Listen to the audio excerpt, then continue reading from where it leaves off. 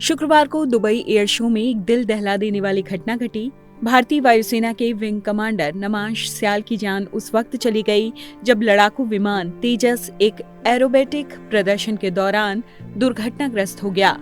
भारत के स्वदेशी लड़ाकू विमान के लिए जो गौरव का क्षण होना चाहिए था, वो त्रासदी में बदल गया। कुछ ही देर बाद भारतीय वायुसेना ने विंग कमांडर स्याल के निधन की पुष्टि की।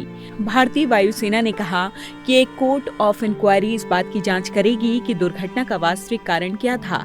शुरुआती जांच से संकेत ये मिले हैं कि विमान को हाई जी टर्न से उबरने में कठिनाई हुई, लेकिन आधिकारिक रिपोर्ट के बाद ही असल वजह सामने आ पाएगी। चलिए आपको बताते हैं कि विंग कमांडर नमांश स्याल का सफर कैसा रहा। विंग कमांडर स्याल हिमाचल प्रदेश के कांगड़ा जिले के पटियाल काढ़ गांव के रहने वाले थे। मजबूत सैन्य मूल्यों वाले परिवार में वो पले बढ़े। उन्होंने सैनिक स्कूल सुजानपुर टिहरा से पढ़ाई की, जो छात्रों को सशस्त्र बलों के लिए तैयार करने के लिए जाना जाता है।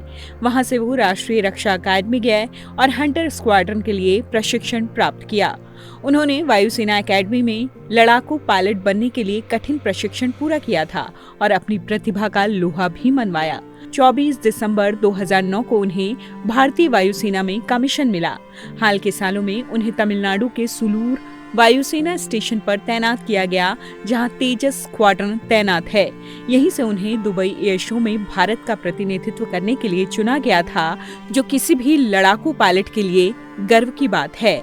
परिवार के सदस्य उन्हें बेहद अनुशासित, विनम्र और पेशेवर बताते हैं। सिर्फ 34 साल की उम्र में वो विंग कमांडर के पद तक पहुंच चुके थे। जल्द ही उन्हें फिर से पदोन्नति मिलने वाली थी। स्याल का परिवार सशस्त्र बलों से गहराई से जुड़ा था। उनके पिता जगन्नाथ स्याल सेना के चिकित्सा कोर में कार्यरत थे। बाद में प्रिंसिपल के पद से शिक्षा विभाग में वो रिटायर हुए। उनकी मां बीना देवी परिवार के साथ कांगड़ा में रहती थी। उनकी पत्नी अफसान भी भारतीय वायुसेना में अधिकारी हैं।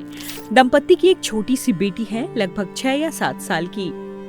भारतीय वायुसेना के लिए एक कुशल लड़ाकू पायलट का जाना बड़ा झटका है।